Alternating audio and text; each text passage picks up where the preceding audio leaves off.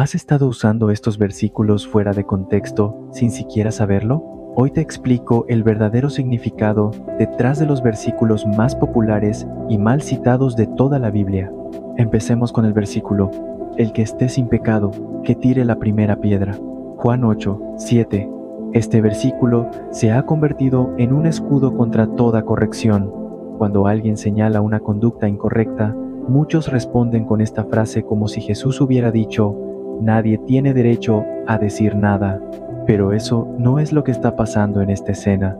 Jesús no estaba desautorizando la justicia, sino revelando la hipocresía de quienes querían apedrear a una mujer mientras ignoraban su propio pecado. No olvidemos que al final del encuentro, Jesús le dice a la mujer: vete y no peques más. Juan 8:11. Jesús no aprobó su pecado, tampoco negó que necesitara cambio. Él la salvó de una condena injusta, pero también la llamó al arrepentimiento. Este versículo no elimina la corrección, sino que nos recuerda que debe venir desde un corazón limpio, no desde uno arrogante y vengativo. No se trata de dejar de hablar del pecado, sino de hacerlo con integridad y misericordia. Otro versículo sacado de contexto es: todo lo puedo en Cristo que me fortalece. Filipenses 4:13. Este es probablemente uno de los versículos más citados fuera de su contexto. Se usa como bandera de victoria para alcanzar sueños, superar retos o conquistar metas personales. Pero si vemos lo que Pablo realmente estaba diciendo, descubrimos un mensaje mucho más profundo. Antes de esa frase, él escribe: he aprendido a contentarme, cualquiera que sea mi situación. Sé vivir humildemente y sé tener abundancia. En todo y por todo estoy enseñado, así para estar saciado como para tener hambre, así para tener abundancia como para padecer necesidad. Filipenses 4:11-12. Pablo no estaba hablando de éxitos terrenales, sino de resistir en medio de la escasez y el sufrimiento. El todo lo puedo no es una declaración de poder ilimitado, sino una expresión de dependencia total en Cristo, incluso cuando nada sale bien. Este versículo no es una motivación para lograrlo todo, sino una fortaleza interior para mantenerse firme en cualquier circunstancia. La verdadera victoria no es salir del problema, sino mantenerse fiel a Dios en medio de él. Otro versículo sacado de contexto es: no juzguéis para que no seáis juzgados. Mateo 7:1. Este versículo se ha convertido en una frase popular para evadir cualquier tipo de corrección. Muchos lo interpretan como una prohibición absoluta de juzgar, como si Jesús estuviera diciendo: no te metas en la vida de nadie. Pero esa interpretación no hace justicia al contexto. Solo 2 versículos después, Jesús añade algo clave: hipócrita, saca primero la viga de tu propio ojo, y entonces verás bien para sacar la paja del ojo de tu hermano. Mateo 7:5. Esto no elimina el acto de juzgar, sino que lo encuadra dentro de la integridad. Cristo no condenó el juicio en sí, sino el juicio que viene desde un corazón arrogante y ciego a su propia condición. Además, en Juan 7:24, Jesús dijo: no juzguéis según las apariencias, sino juzgad con juicio justo. Él nos llama a evaluar, discernir, pero con justicia, no con prejuicio. El objetivo no es aplastar al otro, sino ayudarlo a ver con claridad. No se trata de condenar, sino de redirigir al arrepentimiento con humildad y verdad. Juzgar correctamente implica mirar hacia adentro antes de mirar hacia afuera. Es examinar nuestras intenciones, nuestras fallas, y acercarnos al otro no como jueces superiores, sino como hermanos que también necesitan gracia. Otro versículo sacado de contexto es: donde están 2 o 3 congregados en mi nombre, allí estoy yo en medio de ellos. Mateo 18:20. Muchos han interpretado esta frase como si significara que cualquier reunión cristiana, por pequeña que sea, tiene automáticamente la presencia de Dios garantizada, pero el contexto apunta a algo mucho más específico. En los versículos anteriores, Jesús explica un proceso para corregir a alguien que ha pecado. Primero, hablar en privado, luego, llevar testigos si no hay arrepentimiento. Finalmente, informar a la comunidad si la persona sigue sin responder. En ese marco, Jesús afirma: todo lo que atéis en la tierra será atado en el cielo. Mateo 18:18 está hablando de autoridad espiritual ejercida por la Iglesia cuando trata con el pecado con justicia y unidad. Él Donde están dos o tres, se refiere a ese grupo que busca restaurar a alguien en el nombre de Cristo, no a un café entre amigos. Jesús asegura que cuando la iglesia actúa de forma correcta y piadosa, Él está presente respaldando esa acción. Es una promesa de su presencia en procesos difíciles, no un sello automático sobre cualquier reunión casual. Otro versículo fuera de contexto es: el Señor peleará por vosotros y vosotros estaréis tranquilos. Éxodo 14:14. Suena como un versículo para quedarse quieto y no hacer nada. Algunos lo usan como excusa para no actuar, no avanzar, no tomar decisiones. Dios se encargará de todo, pero esa no fue la instrucción completa. Dios sí dijo eso, pero en el siguiente versículo le dice a Moisés: di a los hijos de Israel que marchen. Éxodo 14:15. En otras palabras, Dios va a pelear, pero tú tienes que moverte. Hay un momento para quedarse quieto y otro para dar pasos de fe. Este versículo nos recuerda que confiar en Dios no significa pasividad, sino obediencia activa. Él abre el mar, sí, pero tú debes cruzarlo. Él pelea, pero tú caminas. No se trata de quedarte paralizado esperando milagros, sino de avanzar mientras crees que Él va contigo. Otro versículo fuera de contexto es: porque yo sé los planes que tengo para vosotros, declara el Señor, planes de bienestar y no de mal, para daros un futuro y una esperanza. Jeremías 29:11. Este versículo se ha convertido en un símbolo de esperanza personal inmediata, como si Dios prometiera bendiciones visibles en el corto plazo, pero su verdadero significado está enmarcado en una situación compleja. En el versículo anterior, el Señor dice: cuando se cumplan 70 años para Babilonia, yo os visitaré y cumpliré mi buena palabra. Jeremías 29:10. Dios no promete una salida rápida, sino una fidelidad prolongada.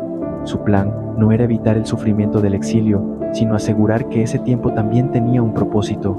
Jeremías 29:11 no es una afirmación de éxito instantáneo, sino una promesa de que incluso en medio de la desolación, Dios sigue obrando. La esperanza no está en evitar el valle, sino en saber que el pastor nos guía a través de él. Otro versículo sacado de contexto es: no toquéis a mis ungidos, ni hagáis mal a mis profetas. Salmo 105:15. Esta frase ha sido usada por líderes espirituales como escudo contra la crítica, pero cuando revisamos el contexto, vemos que Dios está hablando de los patriarcas, no de figuras modernas con autoridad. El pasaje dice: cuando andaban errantes de nación en nación, Dios no permitió que nadie los oprimiera. Salmo 105:13. Esto se refiere a la protección divina sobre Abraham, Isaac y Jacob durante sus desplazamientos. No tiene nada que ver con evitar la corrección espiritual a líderes actuales. Incluso los ungidos bíblicos, como David, fueron confrontados cuando pecaron. El profeta Natán lo reprendió severamente, y eso no fue una ofensa, sino una expresión de fidelidad a la verdad. Utilizar este versículo para blindarse del escrutinio no es defender la Biblia, sino distorsionarla para protegerse del arrepentimiento. Otro versículo sacado de contexto es: Dios no te dará más de lo que puedes soportar. Aunque suene alentador, esta frase no está en la Biblia.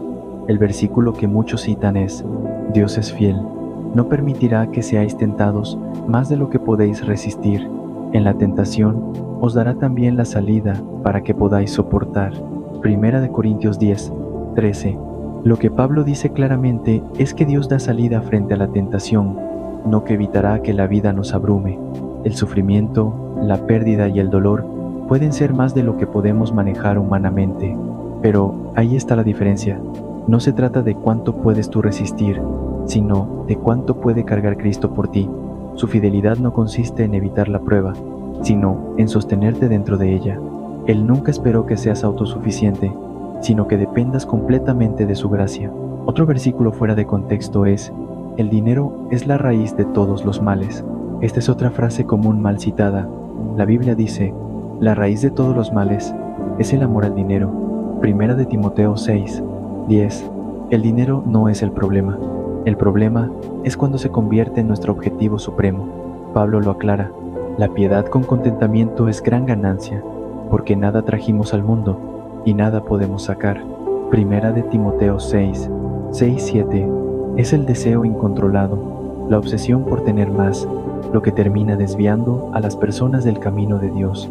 El dinero puede ser útil, pero cuando se convierte en el centro de nuestras decisiones, esclaviza.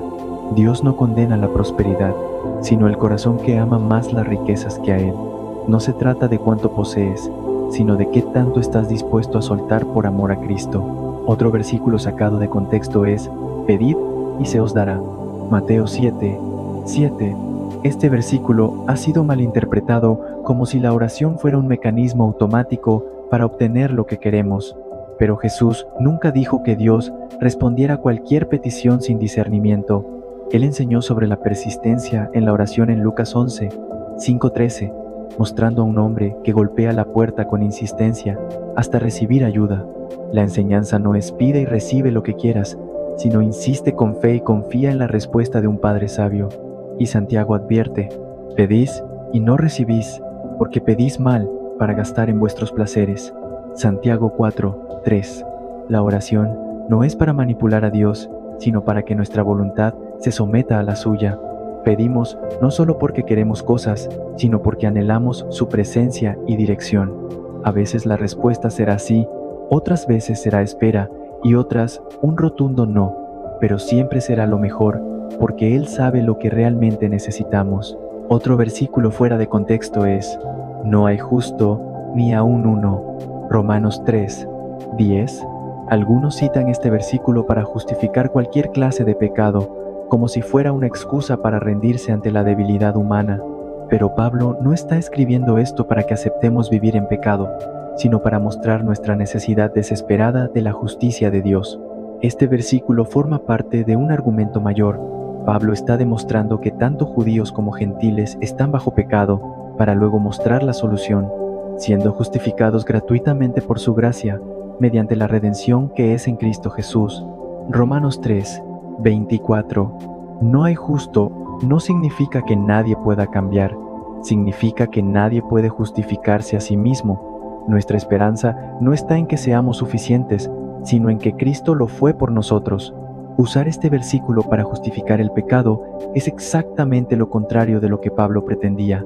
Él lo citó para llevarnos al arrepentimiento, no a la resignación. La Biblia no fue escrita como un catálogo de frases para colgar en la pared. Es un relato divino con contexto, profundidad y propósito. Sacar un versículo de su entorno puede cambiar su sentido por completo. La próxima vez que escuches una frase bíblica popular, haz una pausa y pregunta: ¿qué estaba ocurriendo realmente cuando esto se dijo? Y recuerda, cuando permitimos que la Escritura hable en su totalidad, sin distorsiones, encontramos a Cristo en cada página. Su verdad no está en frases aisladas, sino en el mensaje completo que transforma corazones. ¿Cuál ha sido el versículo más fuera de contexto que has escuchado? Escríbelo en los comentarios. Y si este video te ayudó a ver la Biblia con más claridad, compártelo.